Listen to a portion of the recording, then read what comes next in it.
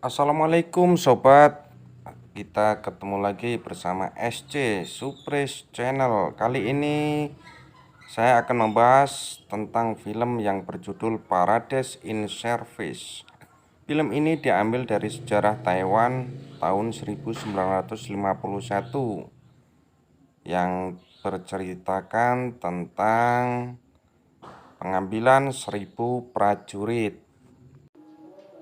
Oke, di awal film kita harus berjumpa dengan pemuda yang bernama Lapau.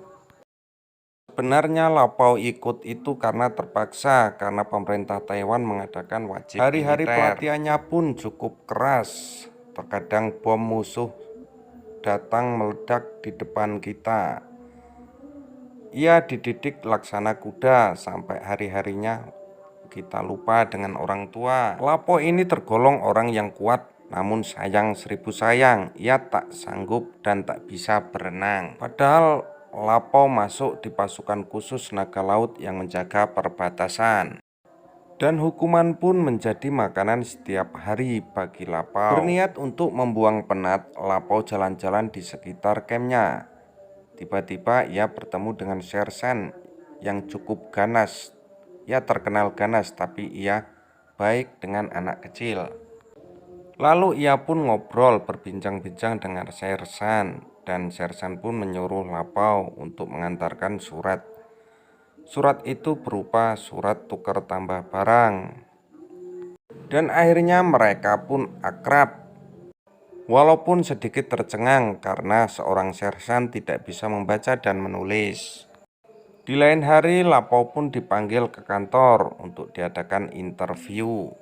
Di sana pun Lapau ditanya tentang status pernikahannya. Lapau pun dengan tegas menjawab ia masih berjaka, namun ia mempunyai seorang pacar.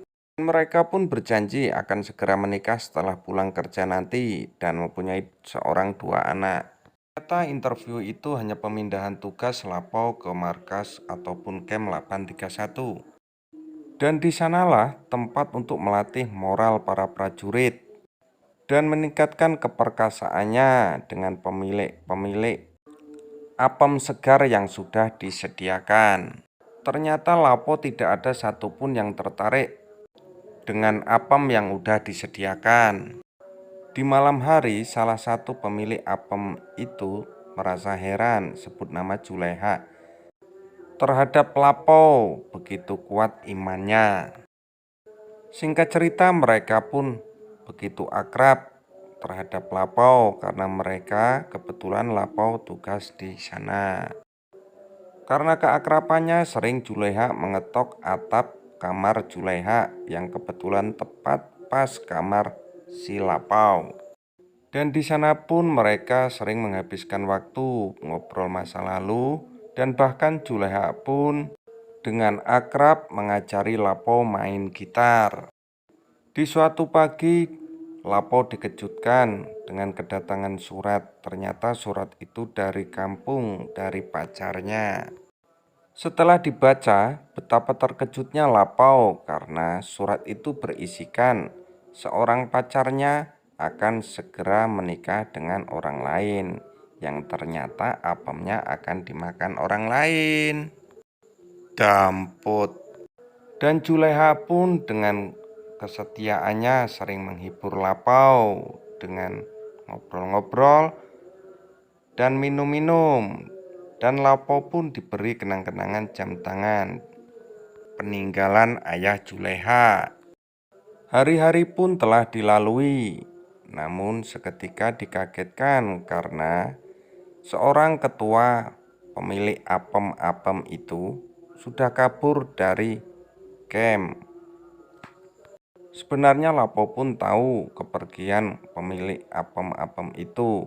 Ia mencukur gundul rambutnya, namun kawannya melarang untuk berbicara. Dan terkejutnya, ketua pemilik apem-apem itu kabur lewat laut. Dan untuk mengisi penat, para pemilik apem-apem itu diajak jalan-jalan mengendarai mobil perang. Ternyata pemilik apem-apem itu adalah tahanan yang sengaja disediakan ditahan untuk melayani para tentara-tentara yang ada di camp. Karena Lapo membawa Zulaiha dan kawannya, Lapo takut ada yang kabur. Kawannya diborgol dengan kursi, dan Zulaiha pun ternyata kabur. Lapo pun bingung mencari kemana Zulaiha. Ternyata Zulaiha ada di kamar sedang bikin air minum, dan ia menelpon anaknya di kampung. Dan di lain tempat, Lapo juga dekat dengan Sersan. Mereka saling curhat, saling mengisi, dan terkadang Lapo pun membuat surat palsu yang ditujukan ke Sersannya berdasarkan seorang pemilik apem itu ada salah satu orang yang suka dengan Sersannya. Di lain tempat, Lapo pun menyelidiki Ciao karena Ciao ternyata hanya memperalat para tentara untuk mengambil hartanya saja, termasuk Sersan. Lapo tidak terima kalau Ciao hanya memperalat harta Sersannya saja. Dan Ciao pun berkata, tidak mungkin Sersan suka sama saya karena saya sudah tiap hari digilir tentara-tentara lain. Dan mendengar itu, Sersan pun marah terhadap tentara-tentara yang lain. Dia bilang, jangan sampai mulai besok ada yang tidur dengan Ciao. Sersan pun menyuruh Lapo untuk membuat proposal untuk mengundurkan diri dari anggotanya dan untuk mengajukan pinjaman uang kepada komandannya untuk biaya pernikahannya. Sebetulnya Lapo tidak tega mau bercerita apa adanya kalau Sersan itu hanya diperalat diambil uangnya saja sama Ciao. Di saat mereka di pesta dansa, Lapo pun akhirnya memberanikan diri untuk bercerita dengan Sersannya. Namun Sersannya pun marah. Sersannya pun langsung pergi meninggalkan pesta, dan Lapo pun tidak bisa mengikuti karena ia harus dansa. Sesampainya di kamar, Sersan pun bertanya kepada Ciao, apa betul ia suka sama saya dan apa betul mau menikah. Ternyata Ciao malah tertawa sehingga Sersan pun marah. Ia menghantam mukanya dengan uang lalu mencekiknya sampai Ciao mati tak berdaya. Lapo pun merasa bersalah. Kenapa ia harus bercerita dengan Sersannya kalau harus terjadi seperti ini. Dan Lapo pun membakar semua surat-surat yang dulu dibikin untuk Sersannya. Di lain tempat, Lapo pun merasa takut dengan Zulaiha karena riwayat Zulaiha dulu pernah menikah dan suaminya dibunuh oleh Zulaiha. Dan Zulaiha pun memberitahu Lapo ia telah membunuh suaminya. Ia bakar di dalam rumah seisinya. Dan Zulaiha pun mengajak Lapo untuk keluar untuk melihat bunga anggrek yang malam ini akan mekar. Dia berjalan keluar walaupun dilarang, ia diam-diam keluar dan ternyata bunga anggrek di luar pun tidak mekar malam ini. Dan akhirnya mereka pun di luar melakukan adegan yang akhirnya rudal Lapo diluncurkan ke apem Zulaiha. Waduh, seger.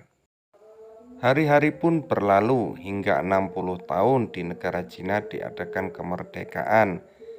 Dan Zulaiha pun diberi nama amnesti.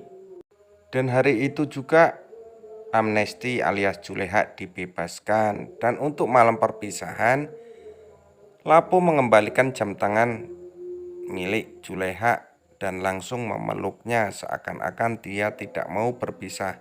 Untuk perpisahannya langsung si Lapo menerjang apem milik Zulaiha dan serasa tidak akan pernah dicabut dan tidak akan pernah terpisahkan. Dan semenjak kepergian Zulaiha pun Lapo merasa kesepian. Dia hanya bermain gitar dan memuaskan dengan apem-apem lainnya.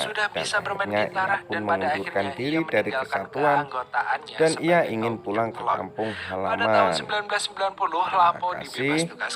Pengadilan Dan menyelidiki para pelanggaran hak-hak apem-apem itu wanita pun Taiwan secara resmi, dibebaskan. menghentikan program Mereka pelajaran dibimbing militer. moral untuk Camp menjadikan pelatihan moral pun manusia kini yang hanya benar. menjadi sejarah. Sekian, terima kasih. Sepertinya.